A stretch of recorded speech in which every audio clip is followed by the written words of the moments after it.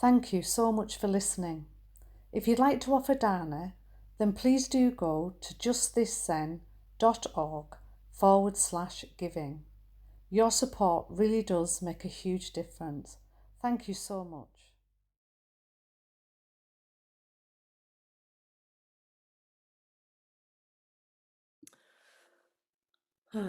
Welcome everybody. Always good to see people. And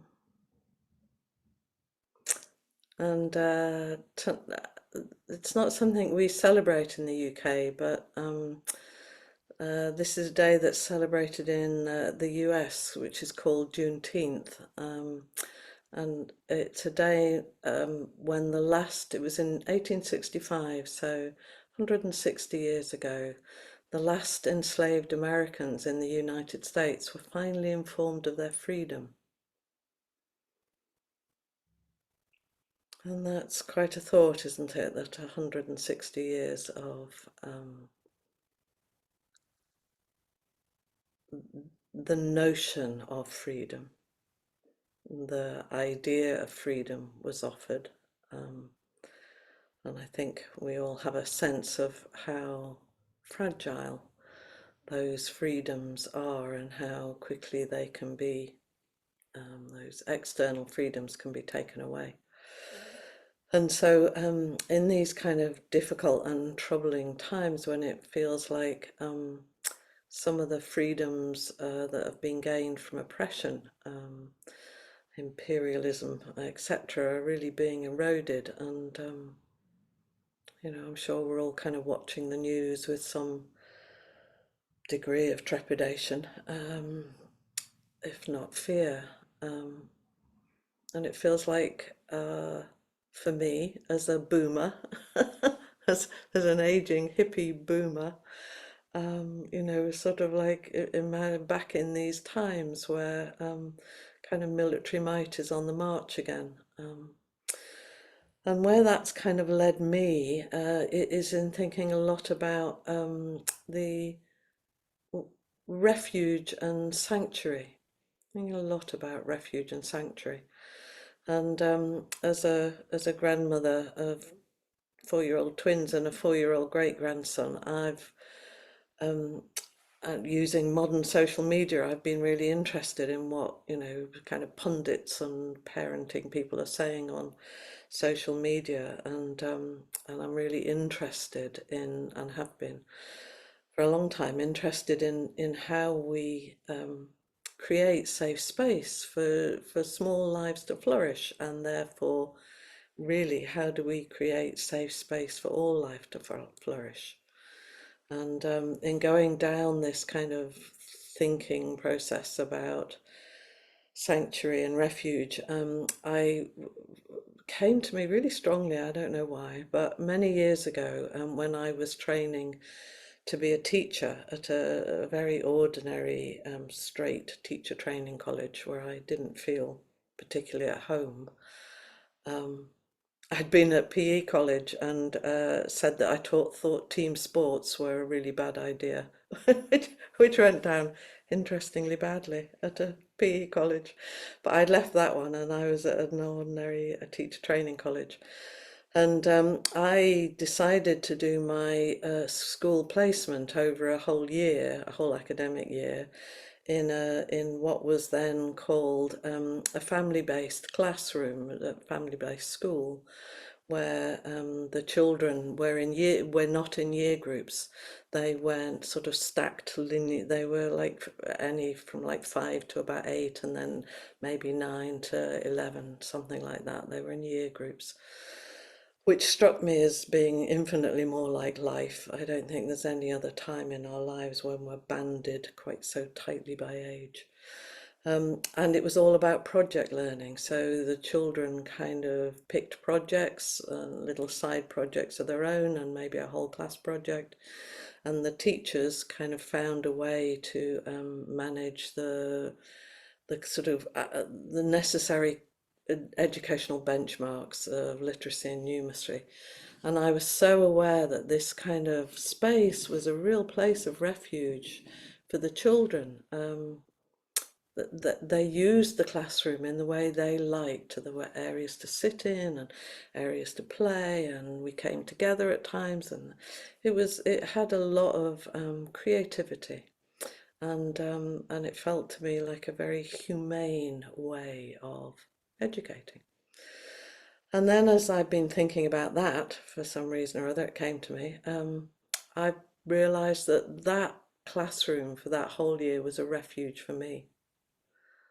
It was a refuge for me because I didn't feel particularly comfortable in the educational environment that I was training in. And it was a place where what I brought, my kind of creativity and desire for connection, found an expression that was welcome.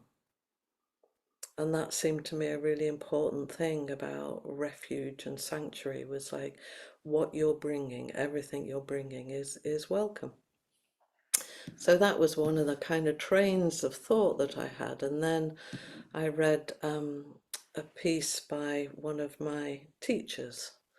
I think of him as one of my teachers, who I've often quoted, Bayo Akomolafe, a Yoruban social philosopher. And in a recent piece, he wrote, the pillars that held up the usual are trembling under its weight. The pillars that held up the usual are trembling under its weight. As the fires rage, we will not just need to fetch water, we will have to become water. We will not merely claim sanctuary, we will make sanctuary. We will host grief as an ally, our tears as regal emissaries of a world that exceeds clarity, and our falling to the ground as an invitation to listen to the forlorn music. Our falling to the ground as an invitation to listen to its forlorn music. There we won't rebuild what is lost, we will compost it. We'll make meals with the confetti once reserved to decorate the victories we imagined were exclusively important. We won't find the future, we'll feel for it. Barefoot, with stories for souls. And maybe, just maybe, in the midst of smoke and myth, we'll learn that sanctuary is not a place, but a practice, a way to become with a world that is never not broken. Maybe in the midst of smoke and myth, we'll learn that sanctuary is not a place, but a practice, a way to become with a world that is never not broken. And of course, in a Zen way, I'd also say in a world that's never broken. And that's the paradox that we dance with all the time, isn't it? Well, the brokenness and the unbroken. And of course, every week we chant, I take refuge in Buddha, I take refuge in Dharma, I take refuge in Sangha. So this notion of taking refuge is central, really central to how we practice. Suzuki Roshi said in a really early talk, when we project our inmost nature into the objective world as Buddha, Dharma, or Sangha, it is nothing but our inmost desire to want to be someone whom you can accept. Have you ever thought of that? That when we're offering, when we're taking refuge in Buddha, Dharma, and Sangha, we're actually talking about our inmost desire to be someone we can fully accept. You strive for something acceptable in its true sense, so it's the same thing. You create God and you strive for God. It means you are striving for yourself. Such an interesting take on the refuges. And Bayo also says, our raft-making won't stop the fires from flaring up, but it may teach us how to sit with the heat without burning away. The idea of an embankment to hold the fire is one of the notions of our practice. He says, only then, at the threshold of Esu and Osun, who are deities in the Yoruban tradition, nourish with their cosmic intimacy, will we realize that the world was never ours to fix, only to feel. That the world was never ours to fix, only to feel. that the trembling was not a sign of failure, but of fermentation, that the end of the usual is not catastrophe. Often feels like that, doesn't it? The end of the usual is not catastrophe, but a stranger choreography, where every collapse composes a new rhythm, a fugitive score for those willing to dance offbeat. I often think that's what our practice is about, to meet each moment, to flex and change, just to keep meeting in that kind of the offbeat dance. He says at the threshold where Esu laughs and Osun weeps honey, we might remember how to dwell in undoing, how to speak without anchoring in mastery, how to love without arriving, and how to co-compose with the broken, the spored, the singe and the strange. How to co-compose with life. We are here as mutual composers of life. And maybe, just maybe, in the midst of smoke and myth, we'll learn that sanctuary is not a place but a practice, a way to become with the world that is never not broken. And of course, of the world that is never not whole. So this was my curiosity. This has been what I've kind of been exploring inside myself, is how do we practice being sanctuary? How do we practice being refuge? And I guess we most often think of refuge as being a necessary place to escape from danger, either very real, and we can all think right now of all the refugees across the world fleeing violence and loss of land and culture through drought or flood or famine or fire. You know, the earth is a turbulent place to live on, whether that's through fellow human beings or just the activity of life and the earth. And or for those of us who kind of sit in these slightly quieter circumstances, you know, you might think of refuge as a place of peace from the noise of our busy lives.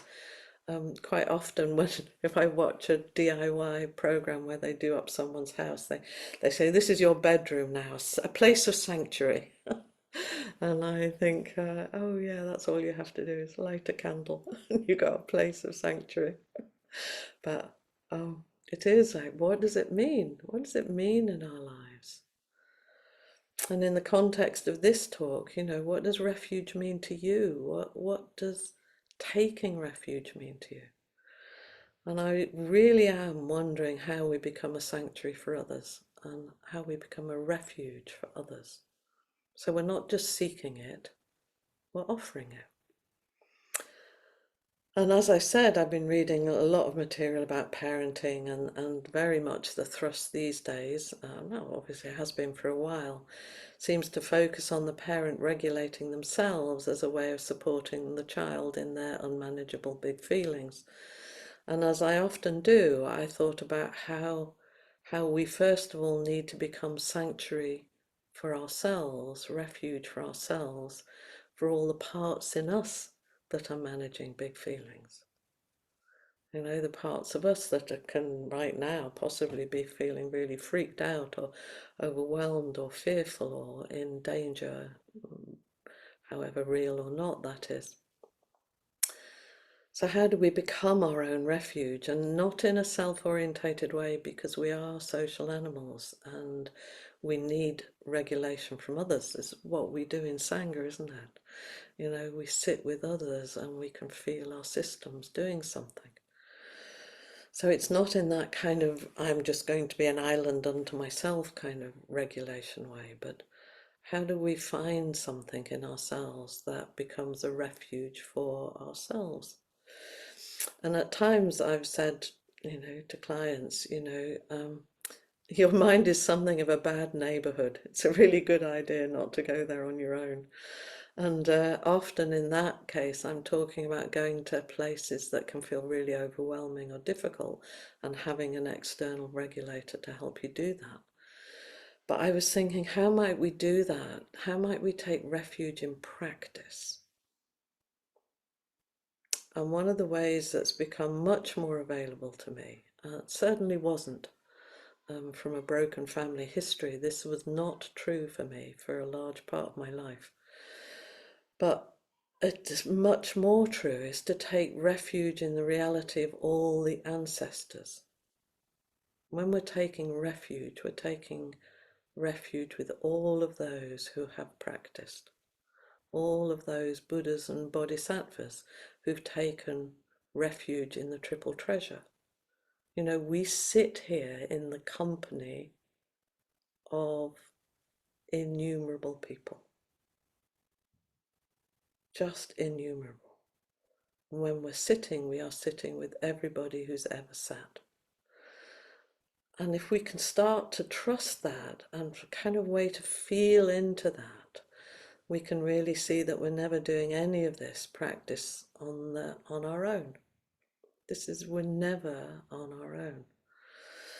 And Rick Hansen, who is a great teacher of mindfulness and combines mindfulness and neuroscience, amongst other things, he talks about how many of us often have a deeply and are often really unpleasantly familiar with our negative and critical inner voices. But one of his suggestions is that we cultivate a kind of inner team to support us. You know, people who value, it can be real people who've cherished us, people who've valued us. It can be animals, you know, the way your dog looks at you, or the cat purrs on your knee, or a horse that you've treasured. You know, that kind of connection where you felt cherished and valued. They might also be, you know, figures from literature and art. They don't even have to be real, because the parts of our mind that have no clue about the difference between the real and the imagined. So having imagined heroines inside of us or heroes or figures can also really support us. And for a long time, Pippi Longstocking and the characters from the Magic Faraway Tree were part of my kind of cheerleading team. And so it's kind of like, how can we find that? But how can we start doing that through the triple treasure? How can we start doing that through our own bodhisattva nature? Through the truth and wisdom that we already know, the Dharma that we already live, and all the Buddhas and Bodhisattvas before us. You know, it can be the words of the people that you read, you know, like our teachers, like Bayo's words, really speak to me, and they touch me and they encourage me. So they can be through that, they can be looking at each other on our screens as we turn up week after week to sit with each other. So all the people who've kept the flame alight, 2,500 years of practice of people sitting, wanting to be their best selves in the world, wanting to find freedom, wanting to let their bodhisattva energy move in the world and live in a way that allows that to move. So we can really begin. We are those people, you know, we can be good ancestors. We're part, no more, no less than anybody else who's ever sat. We are part of the lineage. And then I received an email from the White Helmets in Syria. Some of you may have heard of them, which was a volunteer organization that rose up out of the horror and terror and awful things that were happening in Syria, of ordinary people. And they stepped in, they became an organization, the White Helmets, and they stepped in again and again, often at risk of their own lives. Many of them died, to find people in bombed out buildings, to go into the war zone, to reckon civilians, to keep a record of what was happening. You know, they rescued so many people who were caught up in the terrible fighting and terror. And they said this, and try and read it without weeping. Because they're disbanding. They're disbanding because of the regime change in Syria. So their deep hope is that they can continue under the auspices of the government to support the renewal in Syria. So this was their email. Your support made every rescue possible, every bridge rebuilt, every piece of evidence documented. In Syria's darkest hour, you helped keep our belief in humanity alive. That's all the people they were writing to who went in Syria. People who'd maybe just written to them, sent money, offered support. That's the you they were writing to. You believed in our guiding message to save one life is to save all of humanity. There's our vow. There's our vow when we say we're going to save all of humanity. We save one life. We save all of humanity. And they said, and because of that belief, we were never alone. So they were often actually totally alone, pursued by a vicious government, or pursuing their own humanitarian agenda in the midst of all of that terror. But they felt the support of the people around them, who they would never actually meet. People they would never know. And there was something so touching for me in that these ordinary people offering extraordinary service and bravery and sacrifice, they became refuge for others. And they were supported by others holding them, however distantly. So maybe in these times, our practice and the presence of all of us and all of our teachers of Sangha and all of the ancestors can become the refuge that we lean into to become refuge for others. And maybe that's one way we can become sanctuary, become refuge, to see that we're all bodhisattvas. There is no separation. And in becoming refuge for ourselves, we become refuge for others.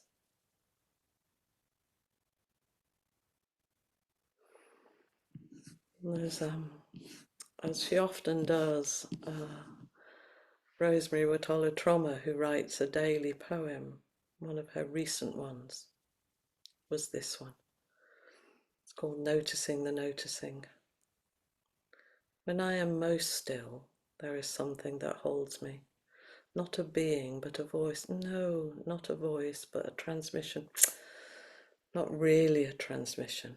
No, but a place with gradations of colour, almost like the sky at dawn. Well, no, not a place.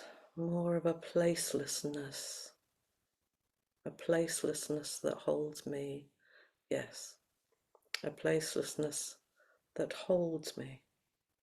Or rather, a placelessness that is me, and is also all that I'm not. Oh, these words that try so hard to say something true, they feel so small as they leave my mouth, like I'm tossing out tiny pebbles into the pool of the infinite. I stare at the tiny ripples they make in awe of their insufficiency, which is to say I'm in awe of all that does not ripple. With awe comes stillness, the kind of stillness that invites me to notice how utterly I am held.